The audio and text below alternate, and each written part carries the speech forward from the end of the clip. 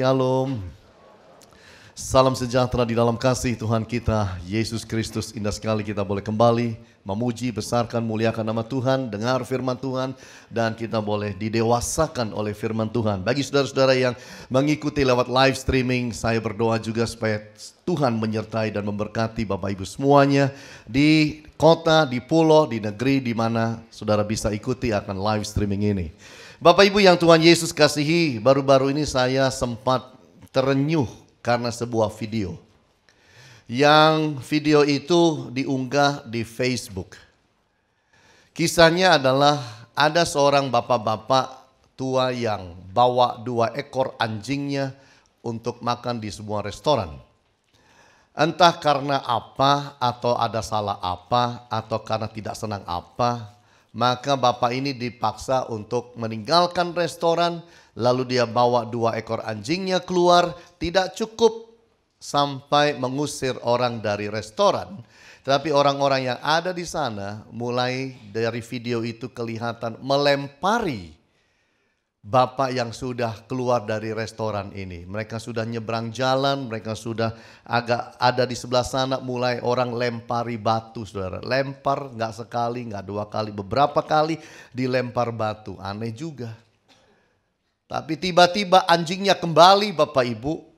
Dan anjing ini berlari kembali ke arah orang yang lempar batu dan gigit orang ini, dan orang itu terjatuh-jatuh. Lalu tuan anjing ini ikut datang dan kemudian menarik anjingnya supaya anjingnya jangan gigit. Bapak Ibu yang Tuhan Yesus kasih, kalau kita melihat di dalam dunia ini, semakin hari yang namanya kekerasan semakin banyak. Semakin hari yang namanya kekacauan semakin banyak. Semakin hari perkara-perkara yang sifatnya itu sadis dan kejam semakin hari semakin tumbuh di mana-mana. Cocok dengan apa yang firman Tuhan berkata bahwa di akhir zaman kasih akan menjadi dingin. Orang tidak lagi hidup di dalam kasih. Orang akan hanya memikirkan dirinya sendiri, kepentingannya sendiri, apa yang dia mau. Orang akan berani keras dengan orang lain. Zaman dahulu 20 tahun lalu, 30 tahun lalu kita jarang baca yang aneh-aneh di koran atau lihat di televisi atau di sosial media, apalagi karena belum ada pada waktu itu sosial media dalam pengertian Facebook, Twitter dan hal-hal yang seperti itu. Tetapi zaman sekarang itu baca kekerasan demi kekerasan, suami cemburu dengan istri cemburu dengan suami, potong alat vitalnya. Coba waktu tidur malam hari. Kita lihat juga bahwa ada yang cemburu dengan suaminya, bunuh. Bayangkan saudara, hidup ini semakin hari kita bilang kalau dulu kejahatan itu cuma pria, sekarang wanita juga sama berani. Ini bukan lagi bicara gender Bapak Ibu, tapi itu bicara hati. Bagaimana manusia tambah hari, hatinya itu kalau tidak sungguh-sungguh dengan Tuhan, kuasa-kuasa dunia, pengaruh dunia bisa menguasai kita. Hari ini saya ingin bawa kita melihat sebuah kebenaran firman Tuhan dengan satu tema, God's Big Love. Kasih Allah yang besar. Dengan maksud dan tujuan supaya kita belajar dari Tuhan bagaimana hidup mengasihi. Dengan mencontoh bagaimana Dia mengasihi kita manusia ini Bapak Ibu. Saya ingin bawa kita melihat di dalam Yohanes pasal yang ke-8 ayat yang pertama sampai ayat yang ke-11, sebuah perikop yang berbicara mengenai perempuan yang kedapatan berbuat zina. Lalu kita mau lihat bagaimana Yesus mengekspresikan kasihnya kepada wanita ini. Dan kita mau belajar supaya kita pun di dalam hidup membangun diri menjadi orang yang hidup di dalam kasih. Saya ingin bacakan ayat-ayat itu buat saudara. Dan setiap kita pada saat ini saudara boleh ikuti di Alkitab saudara. Atau saudara boleh ikuti di layar. Tetapi Yesus pergi ke Bukit Zaitun. Pagi-pagi benar ia berada lagi di bait Allah dan seluruh rakyat datang kepadanya. Ia duduk dan mengajar mereka. Maka ahli-ahli Taurat dan orang-orang Farisi membawa kepadanya seorang perempuan yang kedapatan berbuat zina. Mereka menempatkan perempuan itu di tengah-tengah lalu berkata kepada Yesus, "Rabi, perempuan ini tertangkap basah ketika ia sedang berbuat zina. Musa dalam hukum Taurat memerintahkan kita untuk melempari perempuan-perempuan yang demikian. Apakah pendapatmu tentang hal itu?" Mereka mengatakan hal itu untuk mencomai dia supaya mereka memperoleh sesuatu untuk menyalahkannya. Tetapi Yesus membungkuk lalu menulis dengan jarinya di tanah. Dan ketika mereka terus-menerus bertanya kepadanya, ia pun bangkit berdiri lalu berkata kepada mereka, "Barang siapa di antara kamu tidak berdosa, hendaklah ia yang pertama melemparkan batu kepada perempuan itu." Lalu ia membungkuk pula dan menulis di tanah. Tetapi setelah mereka mendengar perkataan itu, pergilah mereka seorang demi seorang mulai dari yang tertua. Akhirnya tinggallah Yesus seorang diri dengan perempuan itu yang tetap di tempatnya. Lalu Yesus bangkit berdiri dan berkata kepadanya, "Hai perempuan, di manakah mereka? Tidak adakah seorang yang menghukum engkau?" Jawabnya, "Tidak ada Tuhan." Lalu kata Yesus, "Aku pun tidak menghukum engkau. Pergilah dan jangan berbuat dosa lagi mulai dari sekarang." Saya rasa kita banyak kali sudah mungkin membaca ayat-ayat ini, mendengar khotbah mengenai ayat-ayat ini. Kisah yang sangat menarik karena Yesus pagi-pagi sudah ada di bait Allah mengajar, lalu tiba-tiba orang-orang Farisi datang, para ahli-ahli Taurat ini datang dan kemudian membawa seorang wanita yang dikatakan ketangkap basah berbuat zina. Lalu mereka mencoba Yesus dengan ingin melihat bagaimana respon Yesus. Apapun yang mereka ingin cobakan kepada Yesus, kita tahu itu gagal. Karena Yesus meresponnya dengan apa yang disebut dengan kasih. Bapak Ibu yang Tuhan Yesus kasih, disitulah kita melihat bagaimana wanita ini yang harusnya mati dirajam batu, pada hari itu dia diselamatkan. Dia lepas dari semuanya dan dia boleh memulai sebuah hidup yang baru. Kalau kita bicara mengenai ayat-ayat ini, sebenarnya ayat-ayat ini mengajarkan mengenai kasih, Bapak Ibu. Kasih. Apakah saudara hidup dalam kasih? Masih adakah kasih itu di dalam hati dan hidup saudara? Jangan-jangan kita hanya jadi Kristen dan hidup tanpa kasih. Mari kita belajar di dalam hidup kita ini. Yang lebih penting dari segala sesuatu itu adalah kasih. Percuma kita mengerti ayat banyak, hafal ayat banyak, melakukan pelayanan misi, bagi sembako, pengobatan, ini dan itu. Tapi kalau kita tidak punya kasih dalam hidup kita, apa artinya? Bahkan Paulus saja berkata, kalaupun kita itu sampai korbankan diri kita, membakar diri kita, tapi tidak ada kasih, semuanya itu sia-sia, Bapak Ibu. Pengetahuan teologi yang sangat tinggi, pengertian Alkitab yang sangat hebat, tapi kalau tidak disertai kasih, apalah arti semua itu, Bapak Ibu? Nah, hari ini kita mau lihat bagaimana Allah mengekspresikan kasih-Nya kepada kita manusia. Lewat ayat-ayat yang kita baca tadi. Nomor satu kita lihat Bapak Ibu, yaitu bahwa Dia menerima kita pada level di mana kita berada. He accepting us at our level. Allah itu menerima manusia pada level di mana dia ada. Allah menerima manusia itu di mana keberadaan yang dia miliki pada saat itu. Artinya Allah terima kita itu apa adanya. Kasih itu adalah menerima orang lain apa adanya. Kasih itu adalah menerima pasangan kita apa adanya. Tidak ada pasangan yang sempurna. Tidak ada orang tua sempurna. Tidak ada anak yang sempurna. Tidak ada sahabat yang sempurna. Tidak ada gereja yang sempurna. Yang ada adalah apakah kita mampu menerima orang lain apa adanya. Itulah kasih. Itulah kasih yang diekspresikan Yesus kepada wanita yang ketangkap basah berbuat zina. Sementara yang lain menolak, orang Farisi menolak, bahkan dengan gampang dan mudahnya kutip ayat untuk supaya lempari. Jangan-jangan mereka berdiri sambil pegang batu yang sudah ready di tangannya, siap dihujamkan kepada wanita ini. Yesus mah tenang aja, dia membungkuk dan nulis. Sayang kita tidak tahu apa yang ditulis. Lalu kemudian dipaksa terus Yesus ini. Ini loh kita kedapatan wanita yang ketangkap basah. Bukan ketangkap kering. Basah. Apa maksudnya? Ketangkap basah itu artinya sedang di dalam melakukan, dia ketahuan dan ditangkap. Kan begitu. Nah kalau ketangkap basah itu tolong pikir sama-sama dengan saya. Orang ketangkap basah berzina itu sendirian apa berdua harusnya? Kenapa hanya satu yang diperhadapkan pada Yesus? Kenapa hanya wanitanya saja?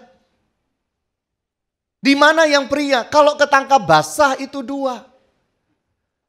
Kalau yang namanya aparat menangkap orang yang menyuap, lalu dikatakan ketangkap basah, itu artinya yang menyuap ada di situ, yang disuap juga ada di situ. Itu baru boleh disebut ketangkap basah. Artinya dua pihak ada di situ. Lah kalau orang dikatakan ketangkap basah berzina, lalu hanya satu yang dimunculkan. Di mana satunya? Jangan-jangan disembunyiin. Jangan-jangan tokoh. Supaya tidak dipermalukan. Supaya tidak heboh. Siapa yang satu ini? Kalau memang ketangkap basah, itu pun Yesus tidak mempermasalahkan. Karena Yesus bisa saja bertanya begitu. Kalau ketangkap basah, mana lawannya? Mana aktor yang berikutnya? Kenapa cuma artisnya? Aktornya mana? Lawan mainnya ada di mana? Tapi Yesus tidak anggap itu. Dia entah nulis apa di bawah. Dipaksa. Kesabaran kasihnya dipaksa untuk berbuat sesuatu. Makanya muncul kata-kata itu. Siapa yang tidak berdosa, lempari dahulu wanita itu, perempuan itu dengan batu.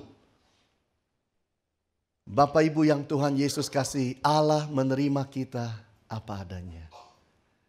Kita harus belajar bersyukur punya Allah yang tidak banyak menuntut sama kita. Kita harus belajar itu. Allah yang bisa menerima segala kelebihan kita.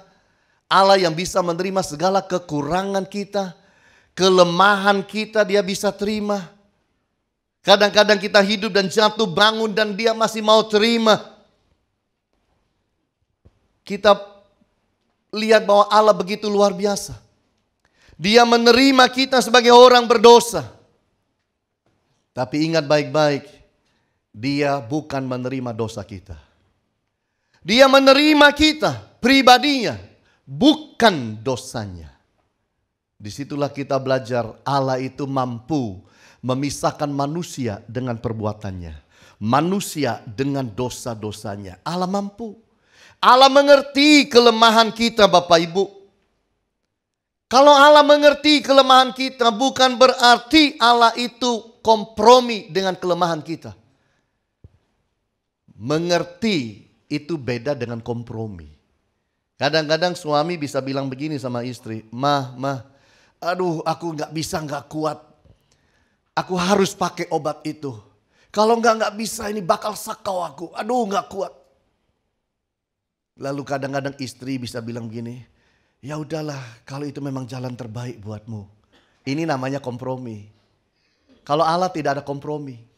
Dia mengerti kita, kelemahan kita. Tapi dia tidak akan berkompromi dengan kelemahan kita. Apalagi dengan dosa kita. Dia mengerti kita bukan berarti dia setuju dengan kelemahan-kelemahan kita. Allah menerima kita. Bukan berarti dia mengiyakan segala kelemahan kita untuk boleh terus ada bersama-sama dengan kita. Bukan berarti kita boleh terus melakukan semua itu. Itu hebatnya kasih Allah di dalam hidup ini. Sanggup menerima kita apa adanya.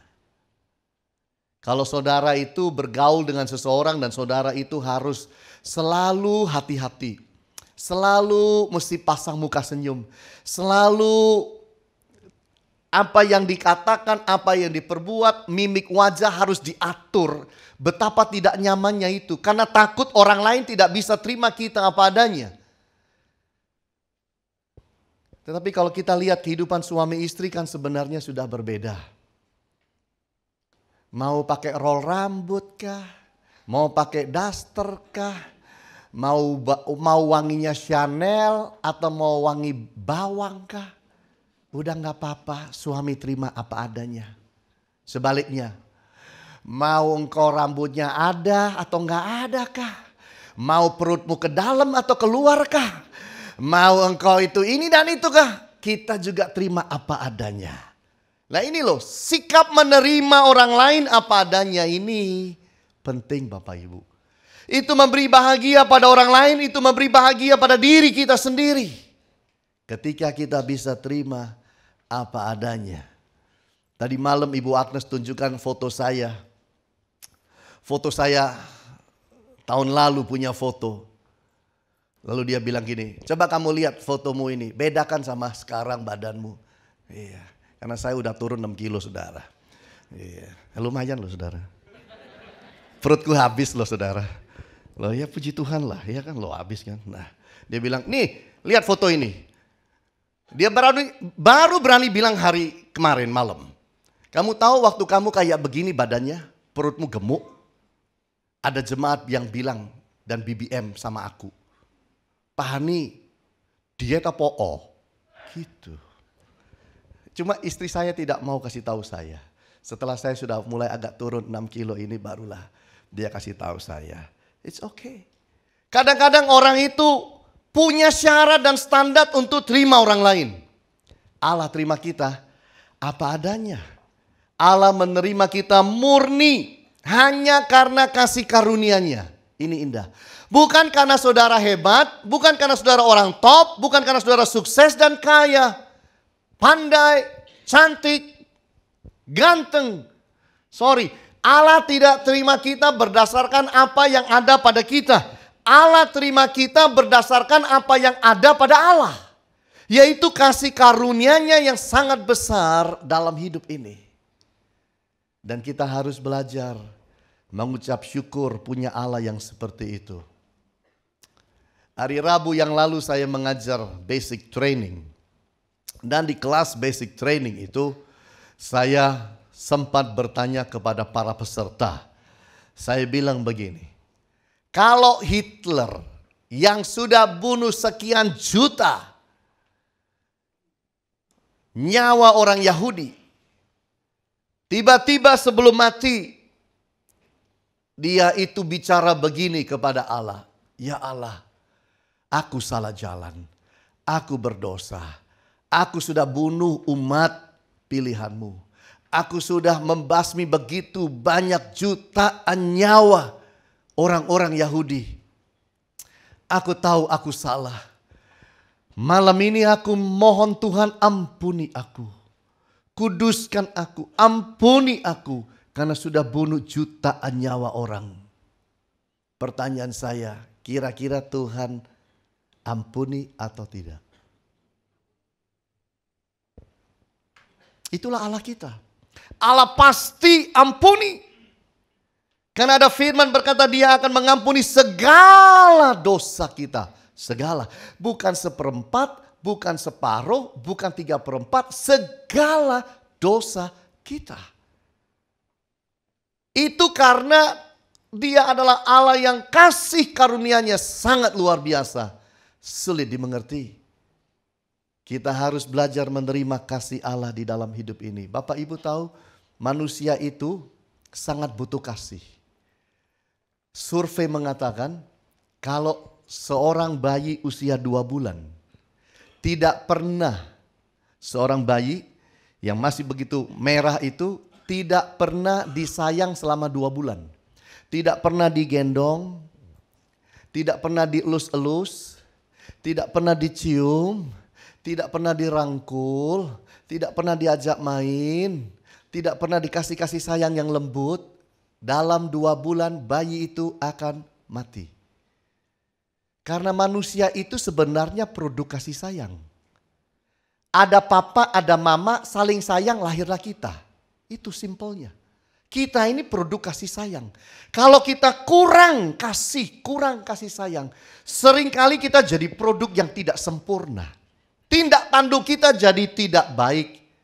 Perbuatan kita, kata-kata kita, ide yang keluar dari pikiran kita, segala sesuatu rancangan yang muncul di hati kita. Karena kita kurang kasih, kita bisa muncul yang aneh-aneh. Tapi kalau kita belajar dalam hidup, menerima kasih Allah yang ajaib dan luar biasa, bersyukur bahwa kita dicintai Allah, itu indah. Mungkin ada di tengah-tengah kita ini yang sedang mengalami tidak rasakan cinta kasih pasangan hidupmu. Tidak mengalami rasanya cinta kasih dalam rumah tangga. Ingat satu hal, Allah mengasihi kita. Allah mencintai kita. Allah sanggup menyelimuti kita, membungkus kita dengan kasih-Nya yang besar. Belajar mengucap syukur bahwa kita dicintai Allah. Walaupun hari-hari ini kita bisa saja masih masuk dalam persoalan dan belum keluar. Belum keluar sebagai pemenang. Masih terjepit, masih tertekan, masih tertindas oleh persoalan hidup. Tapi belajar mengucap syukur, kasih Allah besar, Dia akan bawa aku keluar sebagai pemenang. Amin Bapak Ibu. Itulah yang kita lihat bagaimana Allah itu. Sama ketika orang Farisi menolak wanita yang berbuat zina. Allah, Yesus menerimanya dengan kasih-Nya yang besar. Itu indah. Yang kedua kita bisa lihat bersama-sama bagaimana Allah mengekspresikan kasih-Nya, yaitu Dia forgives us totally. Dia mengampuni kita secara total. Itulah Allah kita. Kalau Allah berkata, you are forgiven, engkau diampuni, maka engkau diampuni.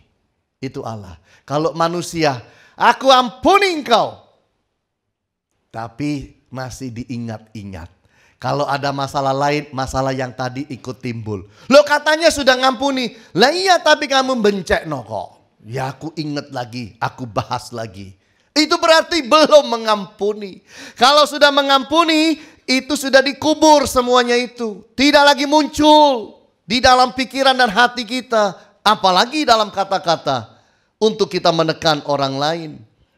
Disinilah kita belajar. Ketika orang Farisi itu ingin menghancurkan wanita ini, Yesus mengampuni. Karena Dia berkata apa? Aku pun tidak menghukum engkau.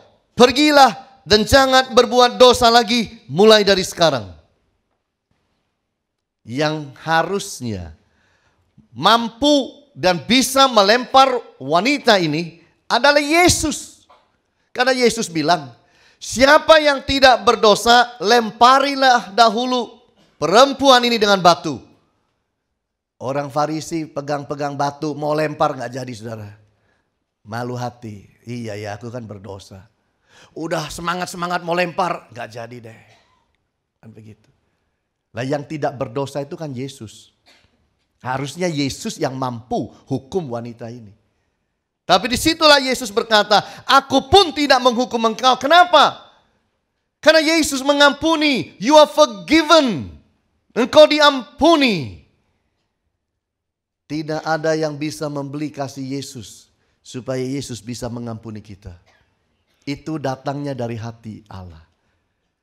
Bapak Ibu, apakah engkau bersyukur bahwa engkau orang yang diampuni Allah? Dosa kita, kesalahan kita, kelemahan-kelemahan kita, kecerobohan kita, Allah mau ampuni kita. Dengan satu maksud sebenarnya. Supaya kita hidup, kita juga mampu mengampuni orang lain. Ini yang Tuhan mau dalam hidup saudara dan saya. Nah, di dalam bagian kedua ini kita mau belajar reaksi manusia terhadap orang berdosa. Supaya ada perbandingan, kita mau lihat dahulu. Bagaimanakah reaksi manusia ketika ketemu berhadapan dengan orang lain yang berbuat dosa. Seperti para ahli Taurat atau orang Farisi yang melihat wanita ini yang berbuat dosa, apa reaksi mereka? Sikap menghakimi keluar. Sikap menghakimi. Siapa sih yang angkat mereka jadi hakim atas wanita ini? Kok sampai bela-belain bawa batu, sudah siap untuk cabut nyawa orang. Saudara pikir, saudara, orang dirajam batu sampai mati, itu berat loh Bapak Ibu. Lebih bagus ditembak mati, 1 detik mati. Kalau dilempar batu sampai mati itu 5 menit tidak cukup. Saya pernah lihat video di mana orang itu dilempar batu sampai mati. Ditanam badannya di dalam tanah. Dikubur badannya dalam tanah sambil berdiri orang itu. Tangannya pun ada di dalam tanah. Sampai sebatas badannya, pinggangnya.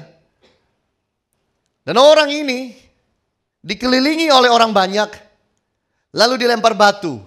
Aduh, gimana sakitnya. Tahu ada batu mau datang ini. Tahu ini. Gak bisa apa-apa. Karena tangannya pun dikubur. Hanya bisa terima. Buk. Dari mana-mana. Dari segala arah.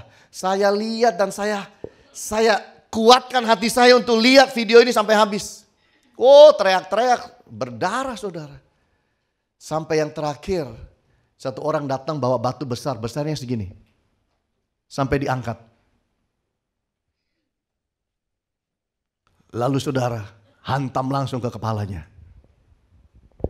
Begitu kena langsung buk, mati. Dirajam batu itu, aduh sakit. Lebih baik langsung tembak, mati. 10 menit belum tentu mati. Apalagi kalau yang dilempar batu agak-agak pinter kungfu. Lewat. 15 menit, tapi kalau terus-terusan ya susah. Gak bisa gerak, mati juga. Berat Bapak Ibu. Tapi inilah sikap manusia berhadapan dengan orang lain yang berbuat dosa. Seringkali sikap menghakimi keluar. Seringkali juga sikap membencinya keluar. Padahal kita ini bukan Tuhan loh. Seringkali sikap sok benar. Salah dia, kita benar. Ya, apa benar begitu? Sikap merendahkan orang lain. Termasuk sikap membuang orang lain. Kalau ada orang berdosa, berapa banyak kita menjauh. Apalagi dosanya dosa besar istilahnya. Dosa yang diketahui banyak orang, udah menjauh aja. Tapi Allah tidak demikian. Yesus sedang mengajar, dikirim orang berdosa seperti itu, wanita yang berbuat zina. Yesus tidak bilang begini, saya rasanya ada rapat ini, mohon maaf saya harus pergi ya, ada rapat di kantor ini, urus-urus sendiri aja. Yesus tidak menjauh begitu, Yesus tidak lakukan itu. Dia tidak buang wanita ini, dia urus sampai selesai. Kita ini banyak salahnya. Kalau lihat orang lain bersalah, diam aja Bapak Ibu. Jangan menghakimi orang lain yang berbuat salah. Karena dengan penghakiman yang sama itu akan dihakimkan kepada kita. Kita nggak kebenaran dalam hidup ini. Reaksi Allah terhadap pendosa bagaimana? Reaksi Allah terhadap pendosa. Kalau ada orang berbuat dosa, nomor satu yang terjadi pada Allah, Allah itu sedih, Allah berduka. Makanya ada ayat, jangan mendukakan Roh Kudus. Kalau kita berbuat salah, kita berbuat dosa, kita berbuat tidak taat, kedagingan kita muncul, maka Bapak Ibu Allah didukakan. Sedih. Kalau anak saudara nakal, nakal sekali. Sampai nakalnya itu jadi beling saudara. Ya wah itu kalau sudah beling itu artinya nakal, nakal sekali. Nakal pol. Nomor satu kalau jadi orang tua apa? Sedih. Aduh. Betul nggak? Itu orang tua. Kalau ada anak nakal orang tuanya diem aja. Lalu bilang, ciami anak ini hebat. Ini boleh ini. Ini baru anak papa. Ini sak bapaknya juga nggak beres berarti. Iya kan? Atau kita bilang, wah anak nakal kayak gini, pasti mah ini turunanmu mah. Bukan dari pihak papa yang beginian. Saya rasa bukan begitu Bapak Ibu. Allah itu berduka. Allah berduka. Kalau kita punya anak yang nakal, pasti orang tua yang baik itu hatinya sedih sekali. Pasti. Sama seperti Allah. Dan di tengah-tengah semua itu Allah itu punya sikap menantikan perubahan. Semoga berubah. Semoga bertobat. Semoga kembali ke jalan yang baik dan benar. Allah itu menantikan perubahan. Dan sikap Allah yang lain adalah sikap mengasihi itu. Sikap tetap mengasihi meskipun kita berbuat salah. Saudara, kalau Tuhan mau buang kita, habislah kita ini Bapak Ibu. Dengan segala macam kesalahan-kesalahan yang ada dalam hidup kita. Kalau Tuhan mau buang kita, habis. Sikap Allah yang lain adalah menjangkau, reaching out. Apa yang Yesus lakukan pada wanita ini adalah membela wanita ini, bukan membela dosanya. Membela wanita ini dari kekejaman orang-orang pada waktu itu. Yang sudah haus darah untuk membunuh wanita ini. Yesus menjangkau, membela, menyelamatkan. Sehingga orang-orang itu letakkan batunya atau pergi atau dimasukkan tasnya dan pergi.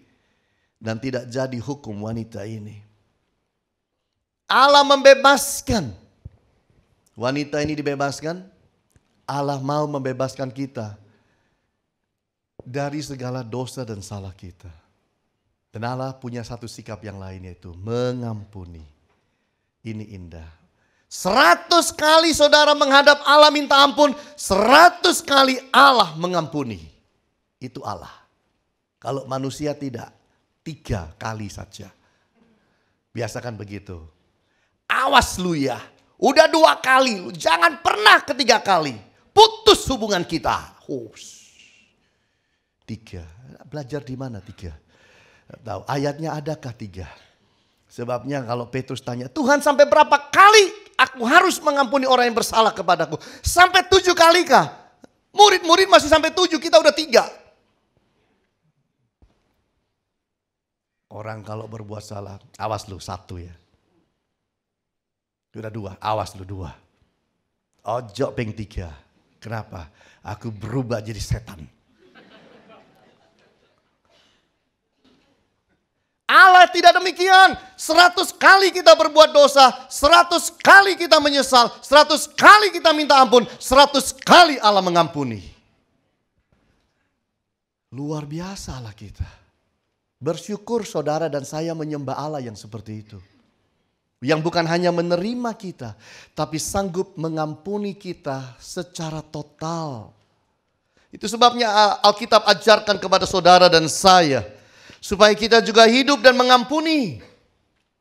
Apa gunanya jadi orang Kristen dan tahan dan simpan dosa kesalahan orang lain dalam hidup. Lalu kalau minggu kita nyembah, kita angkat tangan. Oh, kalau minggu kita lebih rohani dari malaikat. Tapi tunggu kalau Senin. Tunggu kalau Selasa. Tunggu kalau Rabu. Apa gunanya? Bahasa roh kita aja, malaikat aja gak punya. Ciamik bahasa rohnya. Minggu. Tunggu Senin. Bahasa yang lain yang muncul. Kolose 3 ayat 13. Sabarlah kamu seorang terhadap yang lain dan ampunilah seorang akan yang lain apabila yang seorang menaruh dendam terhadap yang lain. Sama seperti Tuhan telah mengampuni kamu, kamu perbuat jugalah demikian. Mengampuni. Jangan saudara bilang begini, maaf Pak Hani, mengampuni itu bukan karunia saya. Mengampuni bukan masalah karunia. Itu adalah disiplin ibadah orang Kristen. Belajar mengampuni. Susah apa gampang? Susah. Siapa bilang mudah? Susah. Efesus 4:32. Tetapi hendaklah kamu ramah seorang terhadap yang lain, penuh kasih mesra dan saling mengampuni, sebagaimana Allah di dalam Kristus telah mengampuni kamu. Mengampuni. Yang paling gampang berbuat salah sama kita adalah yang dekat kita. Gak mungkin kan orang di Amerika tuh bikin salah sama kita. Gak mungkin kan orang Rusia bikin salah sama kita. Yang paling gampang bikin salah kepada kita yaitu orang-orang yang ada di sekeliling kita setiap hari. Bisa pasangan kita, bisa anak kita, bisa orang tua kita, bisa sopir kita, pembantu kita, staf kita. Siapa aja yang ada di sekeliling kita bisa. Bisa. Dan ingat, Tuhan pakai mereka untuk proses karakter saudara. Supaya saudara dan saya punya karakter seperti Yesus. Satu hari ada seorang yang bernama Shea Serrano, hidup di Amerika. Shea Serrano ini satu kali keluarkan mobil dari garasi. Dia mau ke kantor, dia keluarkan mobil dari garasi, lewat pekarangannya, lalu baru keluar beberapa meter di jalanan di sekitar rumahnya. Mobil ini berhenti mogok. Dia buka kap mesin. Dia coba otak-atik yang ada semampu pengetahuan yang dia punya yang sangat minim. Tidak bisa. Mobil ini tidak mau hidup. Dia panggil tukang derek mobil. Tukang derek mobil datang, mobilnya ditarik kembali, dibawa masuk ke pekarangan rumahnya. Udah. Dia coba otak-atik lagi di pekarangan rumahnya, mobilnya tidak mau hidup. Telepon papanya. Papanya bilang, besok nak aku datang. Waktu saya baca juga kaget. Orang mogok minta tolong bapaknya, dijawab besok. Ini bapak Pietro. Ternyata setelah saya baca baru tahu. Bapaknya itu tinggal di kota yang lain yang jaraknya 350 kilo. Jadi bapaknya itu besok datang itu karena sudah tua, naik mobil pelan-pelan 10 jam baru sampai. 10 jam. Langsung datang, dia langsung ambil alat-alat di garasi. Anaknya tidak ikut di dalam rumah. Dia buka kap mesin, selesai 5 menit, selesai. Lalu anaknya bilang, loh Pak sudah selesai? Sudah, kok cepet Pak? Alat-alatnya kurang kah? Tidak ada alat-alat yang harus ada kah? Bapaknya bilang, oh ada. Loh kok cepet sekali Pak? Apa salahnya mobilku Pak? Lalu bapaknya sambil agak tenang dia bilang, bensinnya isi dah. Ternyata habis bensin, bukan mogok. Ini hanya gara-gara bensin. 350 kilo 10 jam hanya untuk mencari tahu apa rusaknya. Ternyata rusaknya tidak ada bensin. Besoknya pulang lagi itu 350 kilo 10 jam lagi.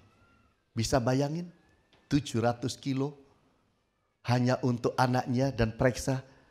Waktu makan malam, ini anaknya cerita. Waktu makan malam, dia bilang, papanya tidak cerita apa-apa mengenai mobil. Papanya juga tidak keluar nasihat mengenai harus beli bensin. Papanya diem aja, bicara yang lain tapi tidak bicara mobil yang masalahnya sepele tidak diisi bensinnya. Dan anaknya bilang, papaku luar biasa. Dia tidak mau permalukan aku.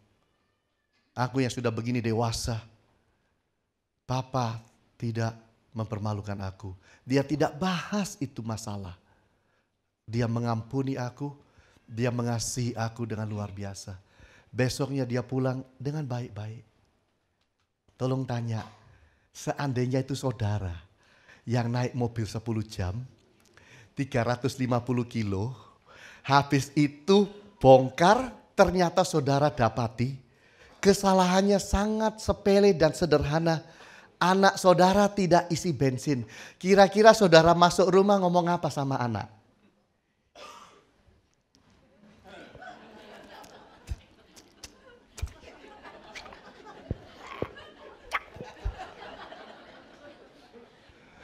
Mr. Bean lebih cocok timbang saya.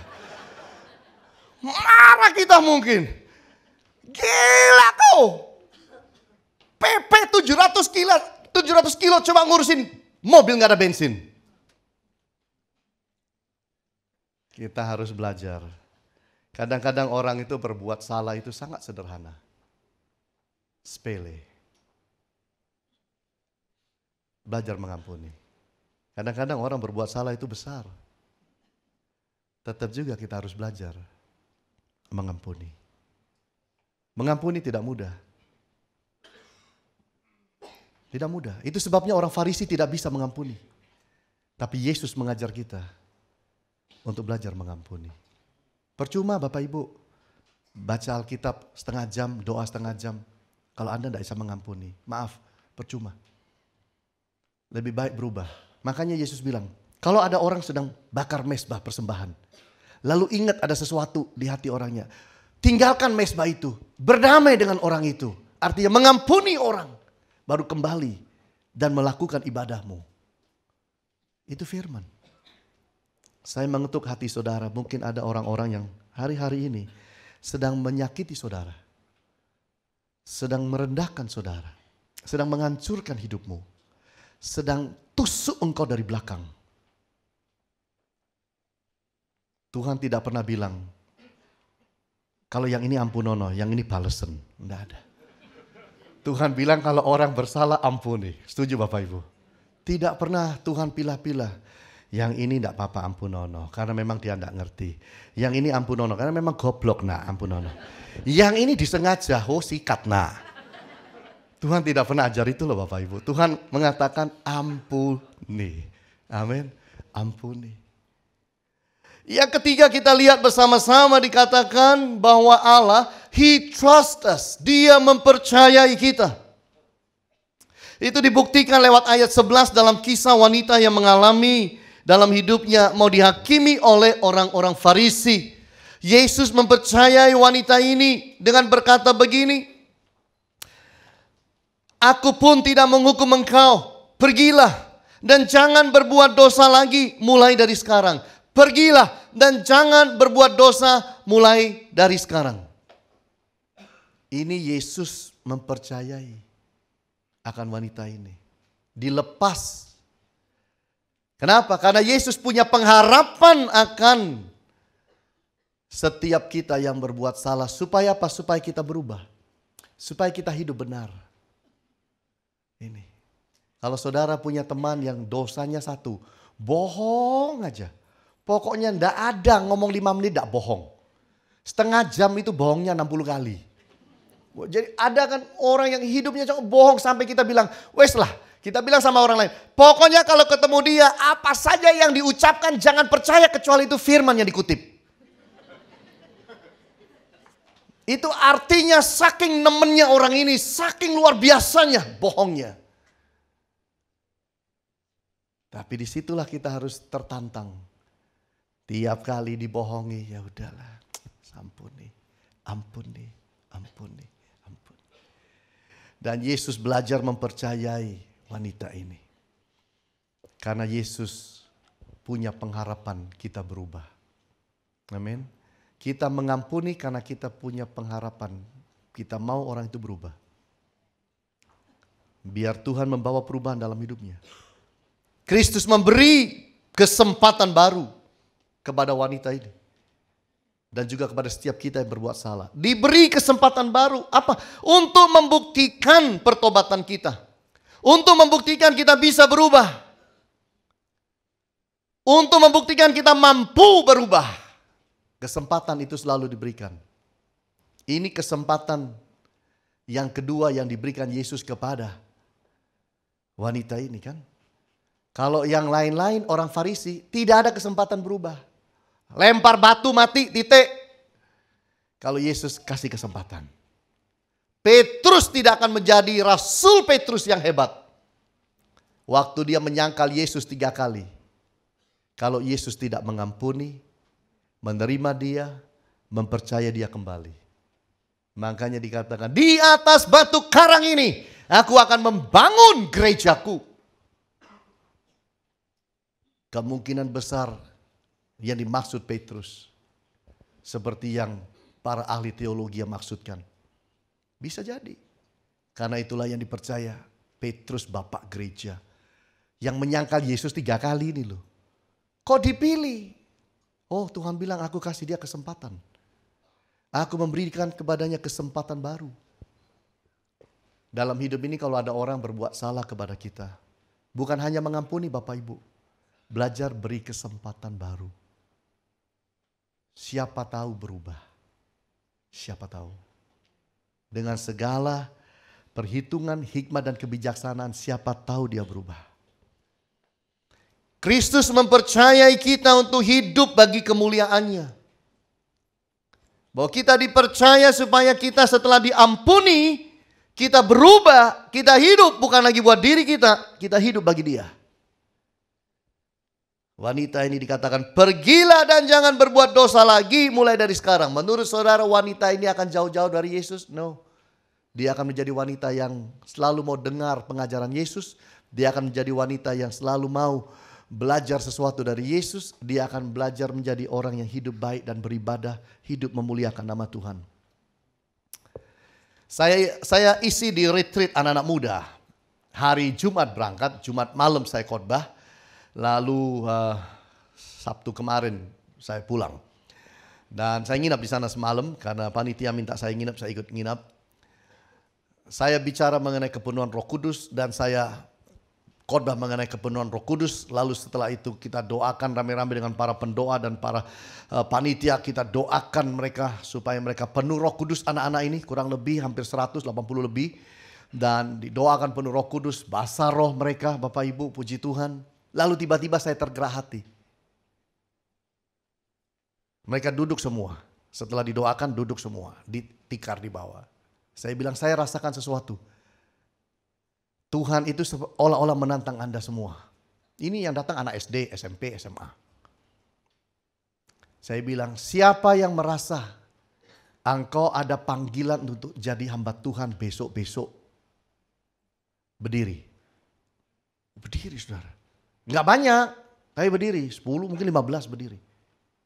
Saya bilang kemudian, yang sudah berdiri, maju. Maju saudara. Maju. Sambil yang di sini maju, nangis-nangis. Tiba-tiba ada lain maju. Yang duduk ada lagi yang maju.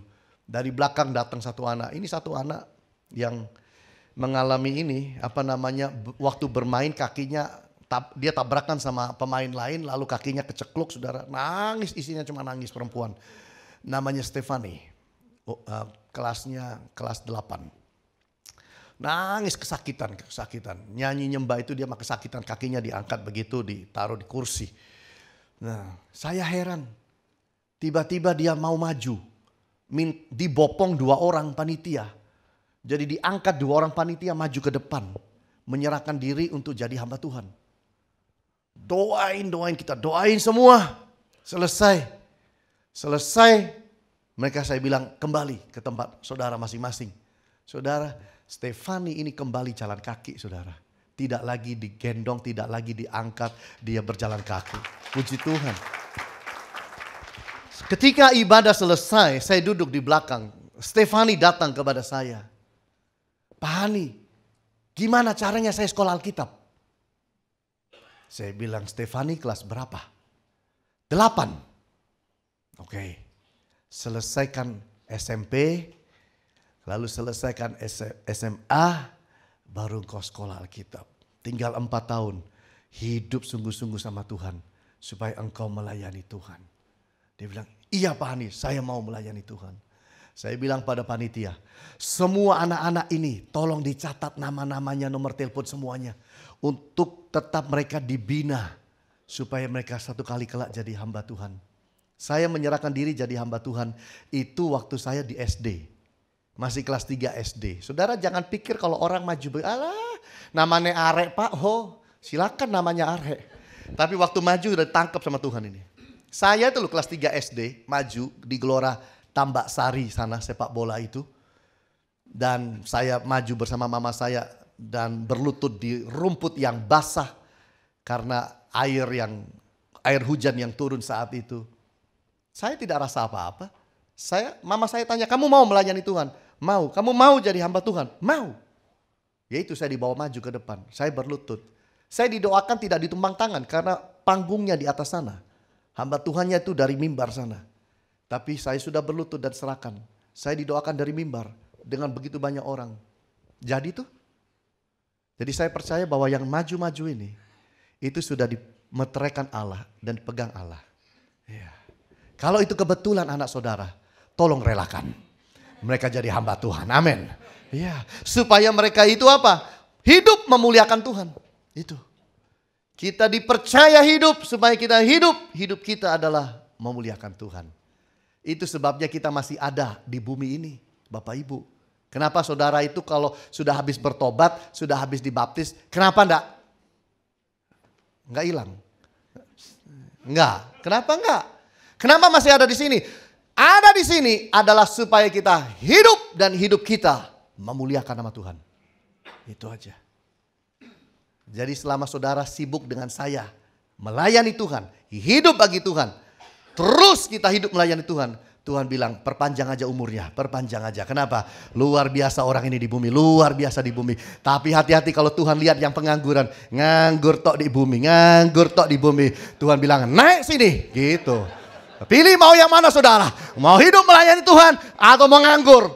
Hati-hati. Karena Tuhan itu bisa berpikir begitu. Daripada kau kotor di sana gak ngapa-ngapain, sudah naik sini aja. Nah, iya. Apalagi lo kalau doa itu bolong-bolong, bolos-bolos, baca Alkitab enggak, kadang-kadang gereja, kadang-kadang enggak. Wah ini gampang tercemar. Daripada kau tercemar di bawah, naiklah kau ke atas.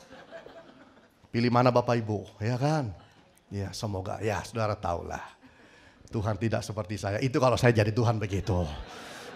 Don't worry, kasih karunia-Nya besar buat semua kita. No worry Bapak Ibu ya. Tapi Allah mau supaya hidup saudara memelayani Tuhan dengan sungguh-sungguh. Dengan apa yang kita bisa, apa yang kita mampu, kita melayani Dia. Ingat baik-baik, kita dicintai, kita dikasihi. Dia terima kita, Dia mengasihi kita, Dia mengampuni kita. Dia percaya kepada kita. Supaya kita bisa menjadi terang dan garam dalam dunia ini. Hidup mengasihi dan hidup membawa pengaruh kepada dunia yang semakin hari semakin hilang kasih. Tuhan Yesus berkati saudara. Haleluya. Amin.